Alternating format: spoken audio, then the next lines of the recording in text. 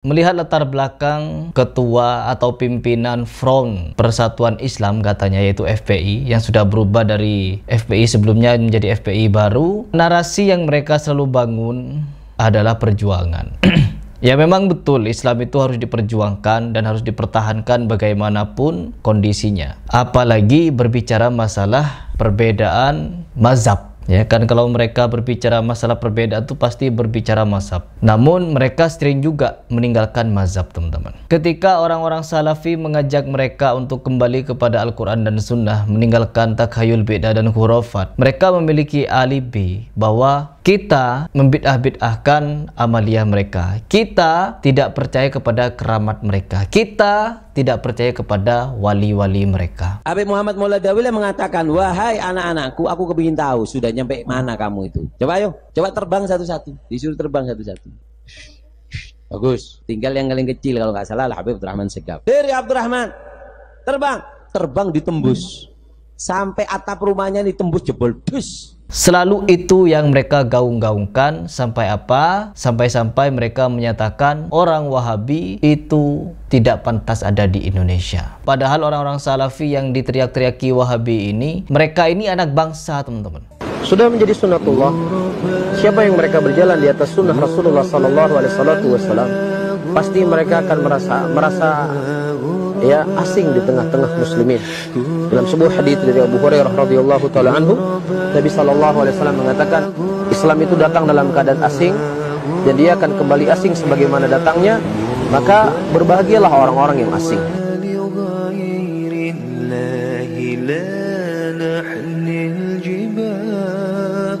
Kalau orang dengan emosional, dengan amarah, maka tidak bagus itu. Masih syukur cuma begitu saja. Di zaman Nabi SAW, orang kafir yang melempari Nabi SAW dengan kotoran, dia sabar. Tapi ada kita muslim, hanya karena tidak paham, menyebutkan yel-yel, mengatakan saya ingin merusak stabilitas NKRI, ini luar biasa nih. Padahal selama ini kita yang selalu menenangkan masyarakat untuk tidak melakukan hal-hal yang merusak itu semua, gitu kan. Tapi nggak apa-apa lah, semoga Allah berikan hidayah. Semua anak bangsa, Ustadz Khalid Basalam, Ustadz Firanda, Ustadz Zainal Abidin, Ustadz Syafiq Riza Basalam, Ustadz Mufi Tholib dan lain sebagainya, mereka semua anak-anak bangsa yang menuntut ilmu ke pusatnya Islam, yaitu Mekah, Madinah. Ketika pulang ke Indonesia, diteriak-teriaki Wahabi. Setelah diteriak-teriaki Wahabi, apa yang terjadi? Pengajiannya dibubar-bubarkan. Alasannya apa? Sering mentahayul-tahayulkan, membid'ah-bid'ahkan dan mengkhurafat-khurafatkan.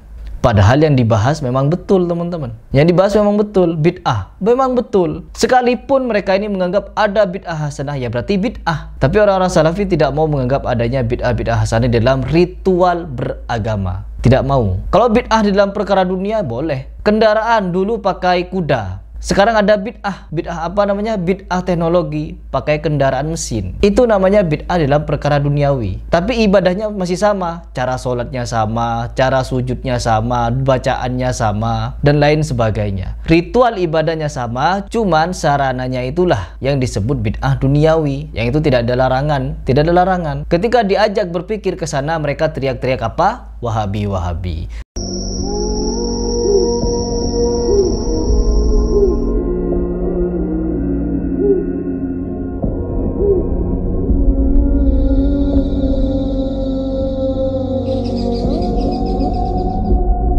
Akhirnya apa? Kajian-kajian orang Salafi dibubar-bubarkan, di demo-demo. Terus pembangunan masjidnya dihalang-halangi seperti Masjid Miyah sekarang. Apa? Dihalang-halangi dengan tuduhan yang sembarang-sembarang hal. Dan kalau kita mau mengacu kepada perkataan Al-Habib Rizik Syihab, apa kata beliau? Orang-orang yang sejatinya mereka ini membubarkan pengajian, mengganggu ulama, mengganggu pondok pesantren, mendemo-demo pengajian dan lain sebagainya, mereka ini PKI. Jadi selama ini nggak ada saudara yang ganggu habaib, ganggu ulama, ganggu pengajian. Selama ini hanya PKI.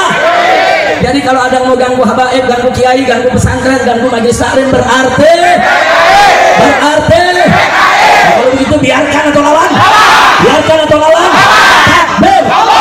Kalau sudah seperti itu pernyataannya, berarti orang-orang yang selama ini menolak pengajian orang-orang Salafi, bahkan sampai membakar masjid. Kata Ketua Umum Muhammadiyah, masjidnya dibakar oleh orang-orang Aswaja, oknum-oknumnya, lantaran apa? Dituduh Wahabi-Wahabi. masjid kami dibakar oleh sesama muslim yang mengaku aswaja atau tradisional. Dan isu yang diangkat adalah Muhammadiyah Wahabi. Padahal Muhammadiyah bukan Wahabi. Tetapi kami juga berpandangan Wahabi di Indonesia itu kan tidak merusak. Jadi kalau memang Wahabi itu bertentangan dengan hukum dan keagamaan, baru itu menjadi tindakan hukum. Perbedaan paham biasa. Tetapi kami paham juga bahwa tindakan-tindakan kekerasan itu dilakukan oleh kelompok sosial yang masih belum akil balik, kira-kira itu. Nah, disitulah yang dewasa harus paham. Nah, dengan contoh ini maka membangun pusat-pusat keunggulan menjadi sangat penting. Jadi apa ini? Apakah mereka PKI? Tentu tidak. Yang jelas bukan PKI tapi Syiah. Yang jelas bukan PKI tapi Syiah yang sudah menggerogoti faham umat-umat Islam yang awam-awam ini. Sebagaimana dinyatakan oleh Habib Zain Al-Qaf, beliau memiliki data, memiliki catatan, memiliki penyusup ke dalam tengah-tengah Syiah. Sehingga apa? Memiliki informasi yang valid ketika mengungkapkan orang-orang Nahdlatul Ulama, orang-orang Nahdiyin sudah banyak digerogoti oleh orang Syiah, baiat kepada Syiah. Dan mereka membuat kerusakan di tengah-tengah kita. Biar kalian tahu itu. Dan sekarang ada tanggapan dari PBNU. PBNU menyoroti bentrokan FPI dengan PWI LS, yang dimana seorang wakil rais AM PBNU Kiai Haji Afiduddin Muhajir angkat bicara soal bentrokan yang terjadi di Pemalang, yang dimana beliau memberikan pernyataan teman-teman tentang konflik horizontal yang tengah terjadi di tengah-tengah umat muslim. Bukan habaib, bukan pribumi, tapi pribumi dengan pribumi. Pribumi yang jadi Muhyiddin Habib, sedangkan yang satunya juga berasal dari Ormas Islam Indonesia yaitu PWI bentrok. Apa kata beliau? Yang memiliki kewajiban untuk mendamaikan adalah pihak yang berwenang. Salah satunya adalah pemerintahan, aparat setempat, TNI, Polri, atau ulama. Nah, ulamanya sendiri sudah terpecah belah. Ulama yang satu membela nasabnya Ba'alawi, ulama yang satu lagi menolak nasab Ba'alawi. Dan semuanya 50-50, sama-sama kuat teman-teman. Kebanyakan sekarang orang sudah tidak percaya dengan para habaib. Cuman masih ada juga orang-orang yang mempertahankan bahwa mereka adalah zuriyah Nabi. Sehingga apa? Dengan percaya diri, banyak oknum-oknum habaib ini masih jumawa teman-teman. Ya, ketika ada pernyataan seperti ini, seperti itu, langsung teriak monyet, perang. Kita capek sudah fitnah-fitnah seperti ini, kita perang saja. Saya siap untuk kobarkan perang melawan mereka dengan backingnya sudah. Takbir! Umat Islam semua saya tanya, siap perang lawan gerombolan monyet? Kurang ajar, selama ini mereka caci maki habaib. Ulama apa ini namanya? Dikit-dikit menumpahkan darah. Dan juga dari pernyataan Kiai Afif, bahwa apa yang terjadi di tengah-tengah umat ini disebut sebagai ashabiyah, yang berlebihan, terlalu mencintai kelompok atau gulu teman-teman, yang dimana saling membenci kelompok lain. Nabi tidak mengajarkan, kata Kiai Afif begitu. Dan saya sepakat dengan hal seperti ini. Memang di dalam video-video saya selalu membahas tentang orang-orang yang gulu kepada golongannya masing-masing. Kita berpegang kepada Al-Quran dan Sunnah. Kita mengajak semuanya kembali kepada Al-Quran dan Sunnah. Bagaimana Al-Quran mengajarkan, bagaimana As-Sunnah di dalam menerapkan. Kalau kita berbicara masalah perbedaan pendapat tentunya harus dikerucutkan kepada sesuatu yang lebih spesifik kepada Al-Quran dan Sunnah, bukan kepada pendapat-pendapat pribadi. Contohnya seperti Son Horek kemarin. Ada beberapa gus-gusan, rambut gondrong, otak tolol. Mereka ini ketika berfatwa, kalau ada kiai-kiai yang mengharamkan musik, ya silahkan ikuti bagi kalian yang benci Horek. Tapi bagi yang suka Horek, ikuti saya. Karena apa? Saya juga ulama. Saya juga bisa berfatwa.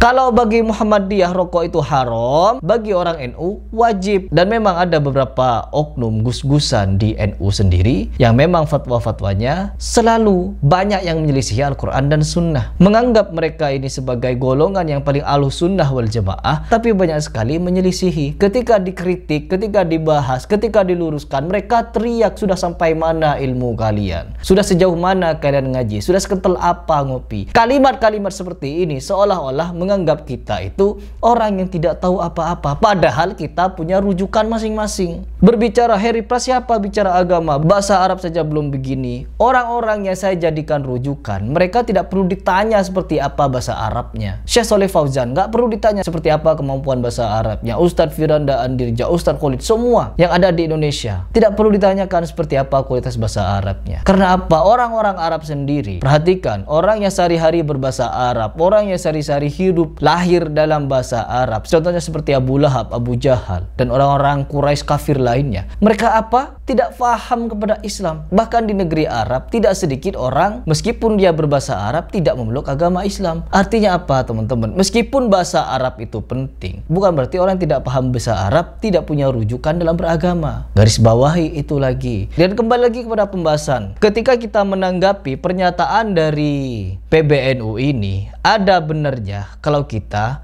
melepaskan sifat gulu ini. Jangankan kepada Habib Rizik Syihab yang jelas-jelas, kalau bagi saya pribadi Habib Rizik Syihab adalah orang yang cerdas, orang yang berwawasan, orang yang intelektual. Beliau luar biasa kalau bisa mempengaruhi pikiran orang. Tetapi orang-orang konyol, sebutlah seperti Mama Gufron, orang seperti itu saja bisa membuat orang gulu kepada dia dan tidak mau berpikir cerdas. Bagaimana ada bahasa makoli inna rahmatan, artinya beda-beda, tapi orang tetap ngangguk-ngangguk. Banyak kekonyolan di tengah-tengah kita teman-teman. Orang-orang yang cerdas, dianggap cerdas, seperti siapa itu namanya, Hanif Alatos dan beberapa Habib lainnya dan beberapa kiai lainnya, Kiai Abdul Somad, Kiai Buya Yahya. Mereka ini teman-teman ketika mendakwahkan, membela Habib, jangankan Habib yang waras, Habib yang gila, ODGJ mereka dalam gangguan jiwa, dianggap wali. Dibenarkan adanya wali-wali gila seperti itu. Jadi bagaimana cara kita mendidik umat kalau edukasi dari atas sudah seperti ini? Dilarang kita gulu, ya, yang satu dilarang gulu, tapi yang satu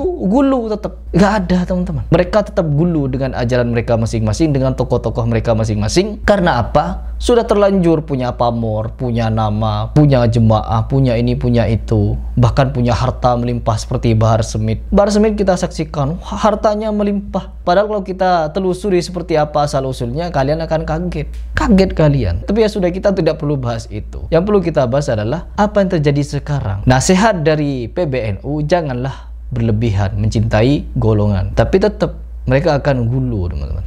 Ya, sepertinya akan ada info yang lebih menarik ke depan ini mengenai kelanjutan dari beberapa ormas yang sekarang tengah bentrok. Katanya, menurut informasi yang masih simpang siur, Prabowo akan mengambil tindakan tegas. Entah membubarkan kedua ormas ini atau salah satunya. Kita tunggu beritanya.